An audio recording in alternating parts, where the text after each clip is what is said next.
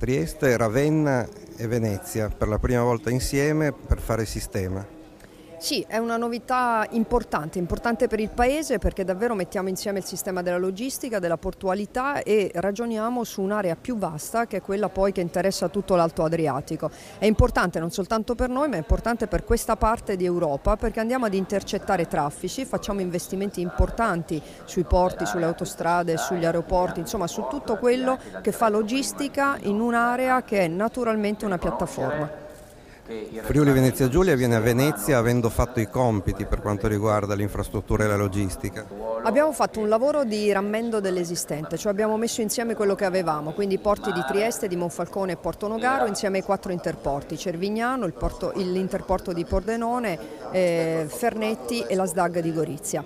Finalmente queste infrastrutture si parlano tra di loro e si iniziano a collegare con le infrastrutture del Veneto e dell'Emilia Romagna. L'altra cosa importante che abbiamo fatto è andare alla ricerca di risorse che ci permetteranno di fare interventi importanti sul porto di Trieste, sulla parte ferroviaria, sulla velocizzazione della Venezia-Trieste, sulla la terza corsia della 4, sul polo intermodale dell'aeroporto. Tutti i cantieri che sono aperti e tutti i lavori che stanno andando avanti e che finiranno in pochissimi anni.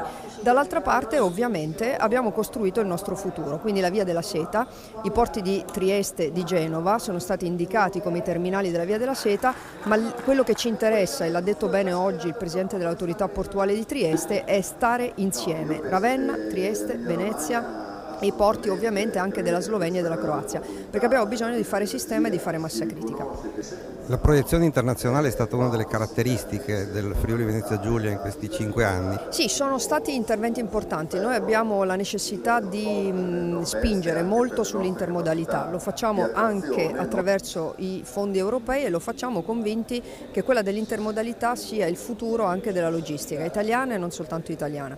Dall'altra parte ovviamente abbiamo anche la consapevolezza che questi investimenti devono essere ben indirizzati e quindi il lavoro che stiamo facendo per aumentare le capacità del porto e per aumentare le capacità delle nostre vie, anche utilizzando fondi europei, come il caso ad esempio del polo intermodale dell'aeroporto del Friuli Venezia Giulia, va nella direzione giusta. Quindi teniamo insieme fondi europei, italiani, regionali e li teniamo insieme proprio per lo sviluppo di tutta l'area.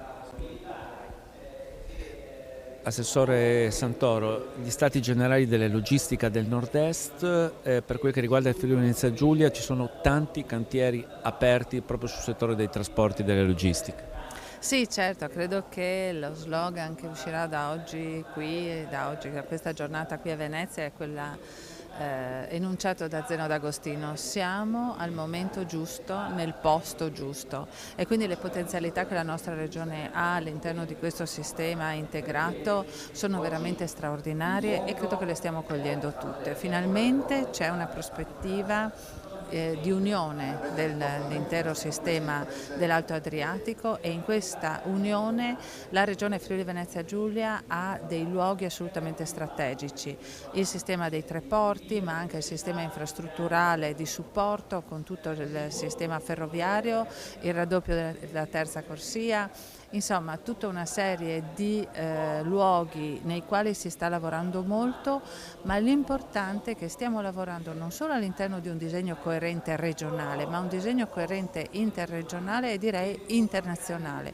Quello che abbiamo sentito oggi è che l'Alto Adriatico è il centro nuovo dell'Europa e noi siamo al centro di questo centro. Questo appuntamento il 27 febbraio ci si presenta con un polo intermodale nuovo a Ronchi dei Legionari, un'opera aspettata da tanti anni che farà dello scalo aeroportuale del Friuli Venezia Giulia uno degli 8 dotati di una stazione ferroviaria. Sì, anche qui una grande straordinaria opportunità, soprattutto se noi non guardiamo il polo intermodale strettamente legato all'aeroporto, ma vediamo l'intero sistema logistico riferirsi a questa grande opportunità nella quale treni, auto, autobus, aerei si incontrano per costruire un cuore logistico della nostra regione.